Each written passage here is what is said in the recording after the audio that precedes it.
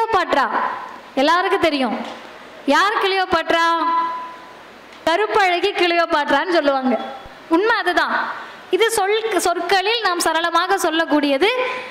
இவங்க யாரு கிளியோபாட்ரான்னா, நமக்கு கருப்பழகின்றதை தாண்டி வரலாறு தெரியாமல் பத்திரமாக பார்த்து கொண்டார்கள். இப்போ யார் இவங்கன்னு கேட்டிங்கன்னா, கிமு 50ஆம் ஆண்டு தோன்றிய மாவீரர் அலெக்சாண்டர் மறைவுக்கு பிறகு அந்த பேரரசில் வந்த கடைசி பேரரசி கிளியோபாட்ரா. இந்த மாவீரர் அலெக்சாண்டருடைய அந்த வரிசையில் இருந்தது யார் அப்படின்னு கேட்டிங்கன்னா, மிகப்பெரிய அளவில் தோலாமியன் என்று சொல்லக்கூடிய அந்த பேரரசு, அவருடைய கடைசி பேரரசியாக கிளியோபாட்ரா வராங்க.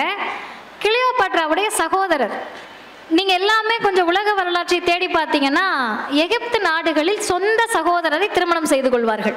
ஆட்சி பொறுப்பு போயிடக்கூடாதுன்றதுனால அந்த வழக்கம் இருந்தது.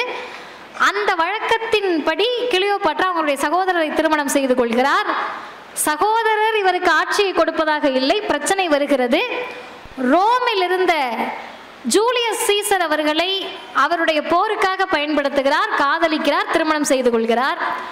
அதற்கு பிறகு ஜூலியஸ் சீசரும் இவரும் சேர்ந்து அவருடைய சகோதரருக்கு எதிராக போர் புரிகிறார்கள். அவர் மரணிக்கிறார், ஆட்சியை பிடிக்கிறார் கிளியோபாட்ரா. இதுக்கடுத்து என்ன ஆகுதுன்னு பார்த்தீங்கன்னா, ஜூலியஸ் சீசர் மறைகிறார். ரோமையும் சேர்த்து ஆட்சி புரிய வருகிற போது ஜூலியஸ் சீசருடைய மகன் அந்த இடத்தில் எதிராக நிற்கிறார், அகஸ்டஸ் சீசர். இப்போ உங்களுக்கு பிரச்சனை வருது, என்ன பண்றதுன்னு நினைக்கிறாங்க.